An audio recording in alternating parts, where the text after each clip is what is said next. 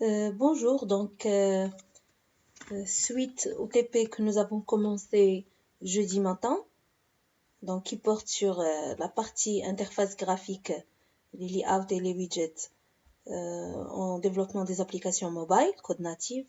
Donc je vais reprendre avec vous la solution de l'exercice numéro 1, puis je vais continuer avec les autres exercices, d'accord, que éventuellement vous deviez les avoir déjà fait.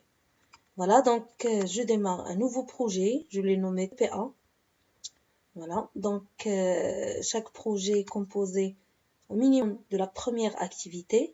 Donc par défaut, j'ai laissé les noms des classes et des fichiers, des vues, je les ai laissés inchangés. Donc par défaut, il nous donne une classe main activity en Java, voilà, pour le code événementiel et le fichier activitymain.xml pour le view, c'est-à-dire pour la vue ou bien l'interface graphique. Donc, ce qui est demandé ici, c'est de demander le nom de l'utilisateur et son âge. Voilà, donc, je vais commencer déjà par changer le layout, constraint layout en linear layout, parce que c'est plus simple. Donc, dans ce stade du cours, donc, je vais me contenter d'utiliser ce type de layout parce que c'est assez pédagogique, assez simple à manipuler. Voilà, donc on va commencer par créer un text view pour dire, c'est une étiquette pour mentionner, saisir votre nom, par exemple. Donc le text view, c'est un widget. On a déjà dit dans le cours que le minimum que je dois déclarer dans un widget, c'est sa largeur et sa hauteur. Voilà. Donc pour le texte, par défaut, il met Hello World ici. Mais les best practice, je dois mettre mon texte dans le fichier. Voilà, strings.xml. Voilà, donc je rajoute une nouvelle entrée au fichier. Voilà, string name, par exemple, égale txt, par exemple. Voilà. Et c'est ici que je mets le texte de mon étiquette. Donc, saisir votre nom. Voilà, je ferme la zone de texte et voilà, donc je mentionne dans la vue que le texte va être cherché dans la ressource string, voilà, texte nom. C'est bon? Donc pour les dimensions de mon text view, comme on a déjà vu dans le cours, donc je vais laisser, que ce soit la largeur ou bien la hauteur, je vais laisser, je vais les laisser,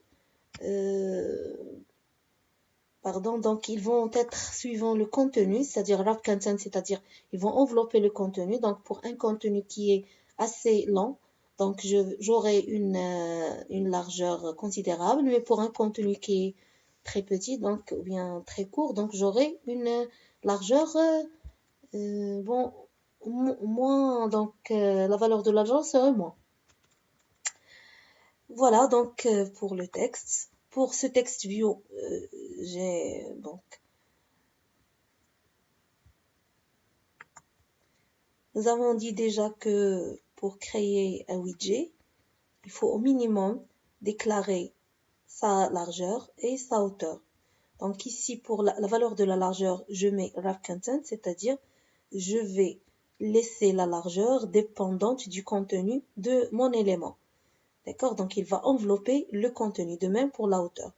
Pour la valeur textuelle de l'étiquette, il va chercher la valeur de l'entrée texte nom dans le fichier string qui est une ressource. D'accord? Il va la chercher dans voilà, le dossier res, values, le fichier string. Voilà, donc vu que TextView ici c'est juste une étiquette, donc on n'aura pas besoin de déclarer ou bien de mentionner l'identifiant. Par contre, pour un edit text, c'est-à-dire une zone de saisie de même, donc je vais laisser le contenu, la valeur de la hauteur et de la largeur dépendante du contenu que l'utilisateur va saisir. Voilà, ici je vais déclarer l'identifiant.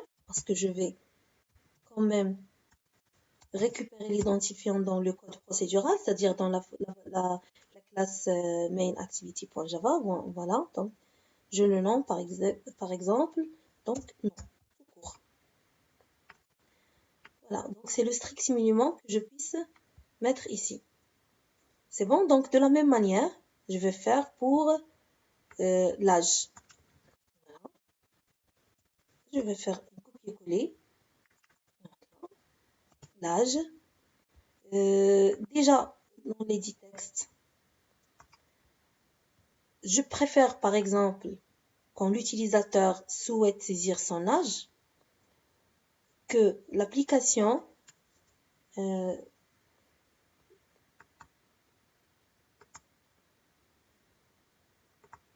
lui propose le pavé numérique, parce que l'âge, c'est quand même c'est numérique. Donc pour cela, je vais déclarer le type de l'entrée, c'est-à-dire input type. Voilà, number. Donc, comme ça, le pavé qui serait proposé pour l'utilisateur, c'est le pavé numérique. Voilà, donc on rajoute le bouton, la button de la même manière. Donc c'est un Android. Voilà, je déclare la hauteur de la même manière, la largeur.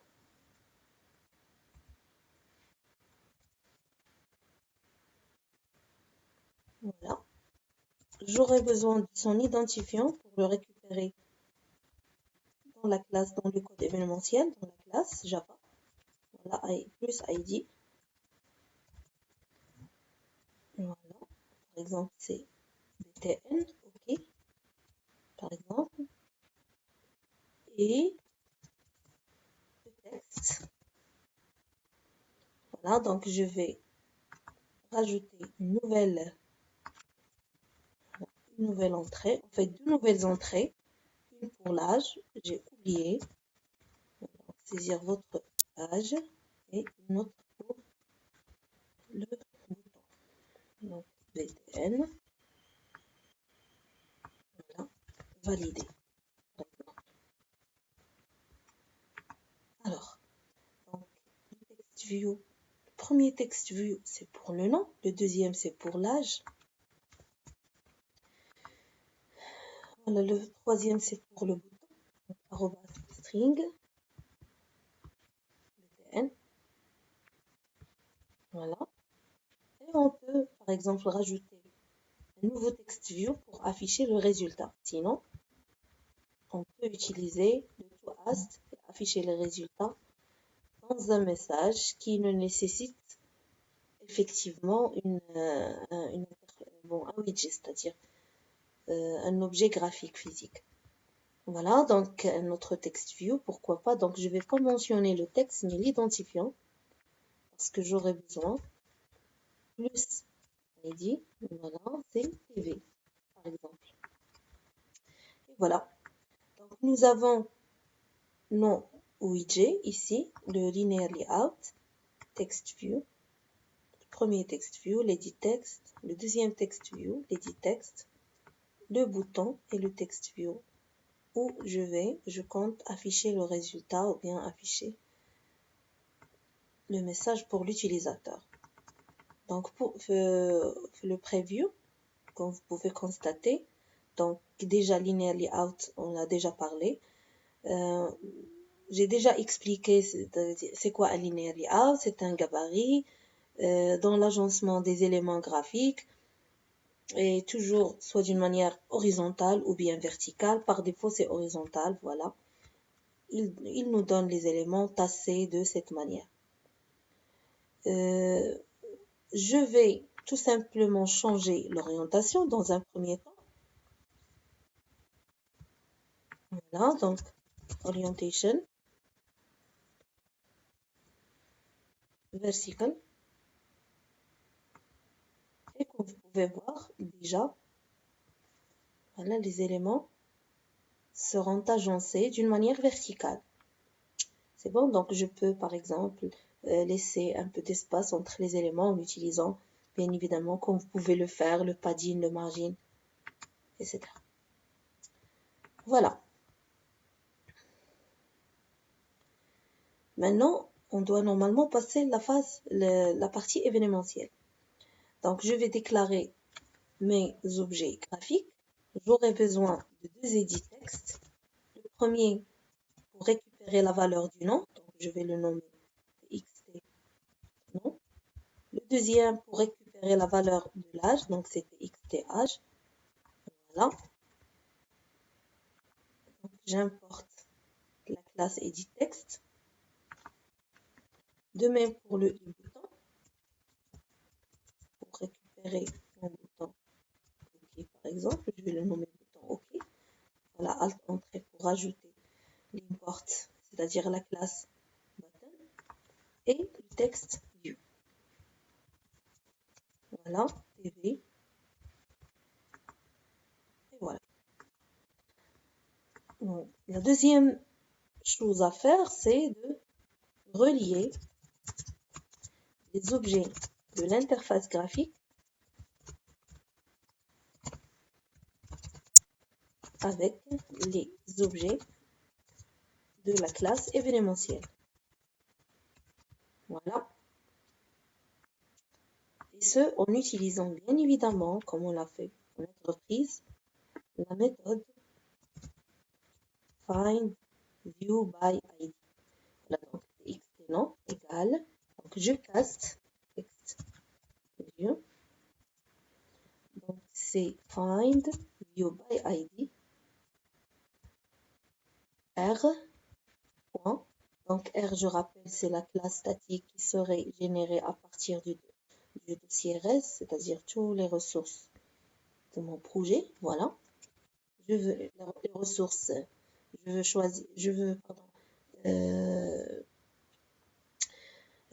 chercher l'élément par son identifiant.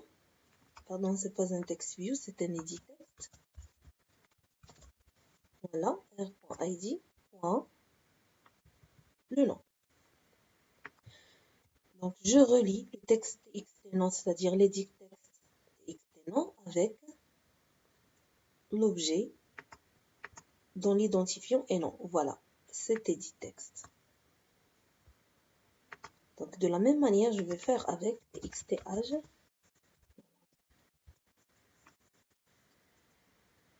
Âge en majuscule.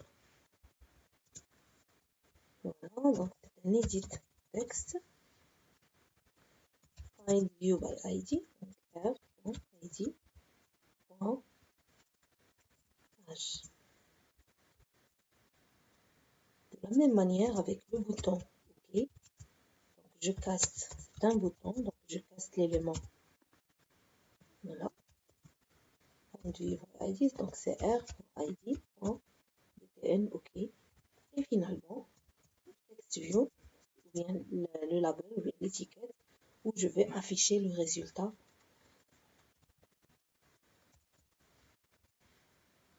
Pardon, c'est un text view.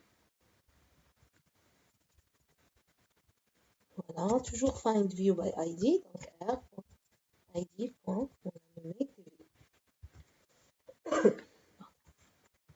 Voilà. Donc ça, c'est la première des choses. La deuxième des choses, je dois ajouter un écouteur sur mon bouton. Donc pour cela, on a largement expliqué ce concept. Donc je vais utiliser set onClickListener, voilà, new view.onClickListener. En fait, je réexplique. Donc view.onClickListener, en fait, c'est une interface. D'accord? Une interface avec la méthode. Bon, avec la signature de la méthode onClick. C'est bon, le fait de faire newView.onClickListener, le compilateur va comprendre que normalement, vous voulez une instance d'une classe qui implémente l'interface. C'est bon? Donc, c'est implicite. D'accord? Donc, c'est comme si on utilise une classe anonyme qui implémente notre interface, on redéfinit la méthode onClick, on l'instancie, on utilise l'instance. C'est bon? Donc, voilà. J'espère que vous admiriez la force du langage, c'est-à-dire la manière de réécriture, de l'écriture du code. Donc, au lieu de créer la classe, d'implémenter l'interface, de redéfinir la méthode, tout ce qu'il me reste de faire, c'est d'écrire le code de la méthode ici. Ici même, à l'intérieur d'un objet qui est invisible, qui est anonyme, qui est tout ce que vous voulez, et qui est instancié à partir d'une classe qui est elle-même anonyme. Voilà, donc, une fois que je suis dans la méthode en clic, je dois normalement récupérer le nom de l'utilisateur, puis son âge, et l'afficher dans l'étiquette ou bien le label ou bien TextView TV. Donc, je vais faire tv.setText. Voilà. Bonjour. Je concatène avec la valeur de l'edit-text xtnon. Donc, c'était xtnon.getText. Mais attention, quand je le dis et je le redis, getText ne retourne pas une chaîne de caractères. Il faut toujours rester en une chaîne de caractères. Voilà, virgule. Vous avez, je concatène toujours avec la valeur de xt.h de la même manière, getText, et je casse en une chaîne de caractères. Voilà. Et je termine ma phrase. Vous avez combien de point virgule. Voilà, donc tv.setText bonjour plus la valeur que l'utilisateur a éventuellement saisi dans la zone de texte xtnon. D'accord? Vous avez concaténé avec la valeur qu'il a éventuellement saisie dans la zone de texte xth. Et j'ajoute le on. C'est bon? Voilà, c'est tout et le tour est joué. Voilà, donc j'exécute. Pour voir, ça prend quand même un peu de temps.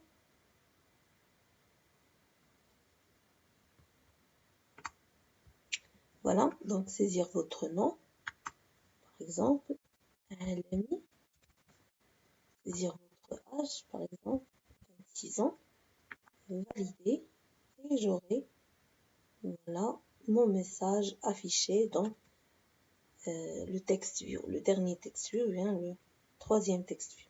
C'est bon? Donc, admirez l'agencement vertical des éléments de l'interface graphique, mais également, une fois je demande la saisie dans la zone de texte, dans l'édit texte du nom, j'aurai un clavier alphabétique, mais si je demande à saisir l'âge, voilà, grâce à input, le type d'entrée, voilà, que nous avons mentionné que c'est un number, voilà, donc il nous propose le pavé numérique. Voilà donc pour la première question de notre TP. Donc, la deuxième question, même exercice, mais on désire ajouter des radio-boutons pour désigner si c'est un homme ou bien une femme. D'accord. Donc, mais avant de rajouter les radio-boutons, on va quand même faire quelques modifications sur notre interface graphique. Par exemple, je vais essayer de mettre la première étiquette et la première zone de texte, je vais les rendre horizontales, suivi de la deuxième étiquette et la deuxième zone de texte, puis le bouton valider. Donc pour cela, je dois, en plus du linéaire layout, c'est-à-dire en plus du calque linéaire qu'on a juste après l'écran, donc je vais rajouter un calque ici pour contenir ces deux éléments avec une orientation horizontale. Puis un deuxième calque ici avec une orientation toujours horizontale. Ces deux calques, vu que mon premier calque a une orientation verticale, donc ces deux calques seront agencés d'une manière verticale. Voyons voir comment mettre ceci en œuvre. Voilà. Donc, je déclare mon linear layout. Voilà. Je choisis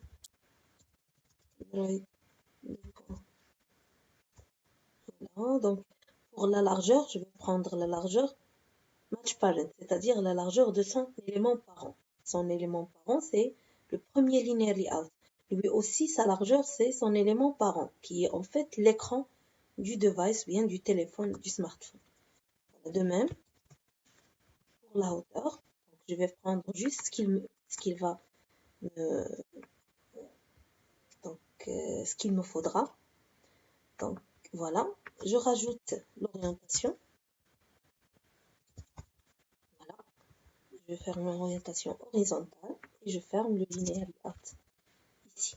Voilà. Donc, le premier text view, le premier edit text vont être agencés d'une manière horizontale. De la même manière, je vais rajouter un autre linear layout pour les deux autres éléments, text view et edit text. Voilà. Je vais fermer ici. Voilà, donc voilà un autre linear layout qui va permettre d'agencer le text view pour le nom, l'âge et l'edit text pour la saisie d'une manière horizontale. Mais les deux linear layout vont être agencés d'une manière verticale. Pourquoi? Parce que le linear layout de base est là une orientation verticale. C'est bon, donc il va nous rester le bouton et le text view. C'est bon, je vais les laisser tels qu'ils sont. Voilà, donc le preview va nous donner ce résultat, saisir votre nom, la zone de saisie, saisir votre prénom, la zone de saisie est validée. On peut même jouer sur les margines, d'accord, pour, bon, entre autres sur les margines, mais vous pouvez faire comme vous voulez. C'est bon pour, par exemple, espacer entre les éléments. Voilà, par exemple, text view, donc je peux ajouter Android 2. Voilà, donc un margin left, bon, pardon, right. Left, c'est si je,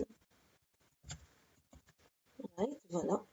Et je, par exemple, je mentionne un nom Excel, vous pouvez utiliser la densité, ou bien des millimètres, ou bien des inches, ou bien comme vous voulez, par exemple.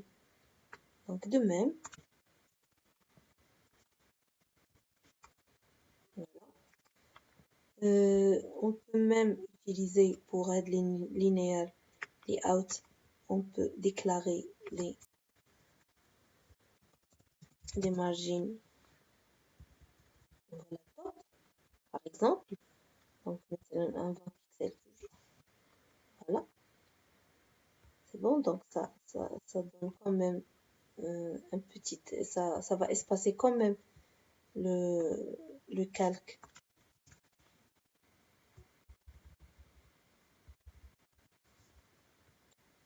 Du haut du device. De même, ici, ça va quand même créer un peu d'espace entre les deux calques, etc. Voilà. Voilà, donc de même pour le bouton. Et je vais faire la même chose pour la zone de texte où notre message va être affiché. On réexécute pour voir le rendu final dans l'émulateur.